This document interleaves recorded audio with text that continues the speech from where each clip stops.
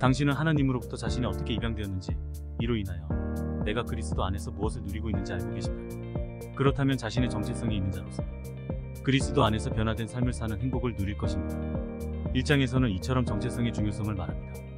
여기에는 예수님도 예외가 아니었습니다. 그분의 공생애는 마태복음 3장 17절에 이는 내 사랑하는 아들이요 내 기뻐하는 자라는 음성을 듣는 정체성의 확립에서부터 시작되었기 때문입니다. 그런데 2장에서는 이러한 정체성은 살아가면서 혼란이 올 수 있다는 것입니다. 특히 감정이 변수가 될 수 있습니다. 감정은 몸과 정신과 영에 영향을 주기 때문입니다. 그러므로 감정을 잘 분별하고 감정보다는 진리를 우선해야 합니다.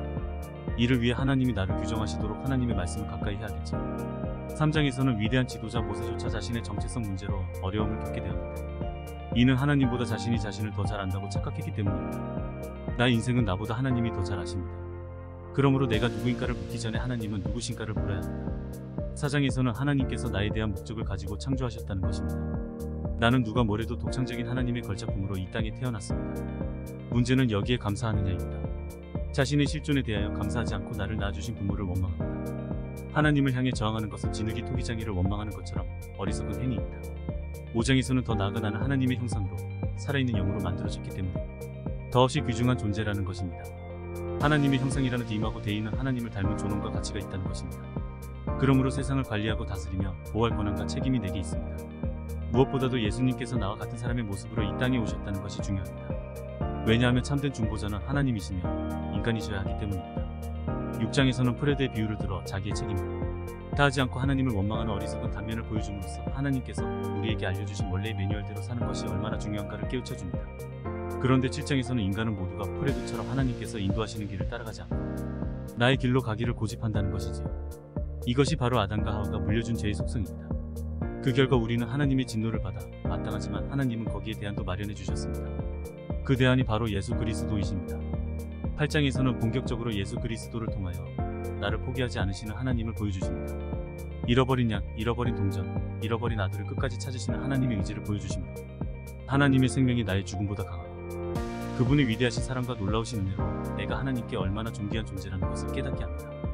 그 중보자가 바로 화목제물이 되신 예수님이십니다. 이러한 주님의 은혜고 내가 사망에서 생명으로 옮겨졌고 잃었다가 다시 찾았으며 정죄를 받았다가 다시 용서를 받았고 무가치하였지만 값으로 살 수 없는 고귀한 존재로 회복이 되었습니다. 9장에서는 이러한 하나님의 은혜를 사탄이 계속해서 방해를 하기 때문에 자신의 믿음을 시험해보기 위하여 변화된 삶의 열매를 확인해야 한다는 것입니다. 구원은 하나님의 은혜이지만 진정한 인생의 변화와 믿음의 생활로 그 진실성이 입증되기 때문입니다. 그러므로 끊임없이 자신을 시험해보기 위해 내가 지속적으로 하나님의 명령에 순종하는가? 나에게 예수님은 누구신가? 죄에 대하여 예민한가? 하나님의 징계를 받고 있는가? 형제와 이웃을 사랑하는가? 성령의 내주에 대한 증거가 있는가? 구원을 얻기 위해 지금 무엇을 의지하고 있는가 등등을 점검해 보아야 합니다. 10장에서는 나에 대한 하나님의 놀라운 계획에 대하여 깊이 있게 생각해 보아야 한다는 것입니다. 나는 과연 정의 중심적인 사고에서 벗어나 은혜 중심으로 사고가 바뀌었는가? 아무 자격이 없는 나에게 큰 자비를 베푸시는 하나님의 은혜에 감사하는 마음으로 모든 사람에게 사랑으로 대하고 있는가? 구약의 무비보셋의 상황처럼 자신의 선행에 의한 것이 아니라 다윗 왕처럼 오직 하나님의 강같은 은혜와 사랑으로 구원받아 하나님의 은혜의 영광을 찬송하는 정체성이 흔들리지 않고 있는가를 뒤돌아보아야 합니다. 에베소서가 그 비밀을 알려주고 있죠.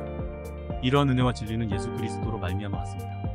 11장에는 같은 날 출생한 루크와 블레이크라는 쌍둥이의 이야기를 통해 블레이크처럼 성취중심적으로 사는 자가 얼마나 불행한 삶을 살게 되고 루크처럼 하나님의 사랑과 은혜에 대한 감사함으로 사는 자가 얼마나 행복한 삶을 살게 되는지를 깨닫게 합니다.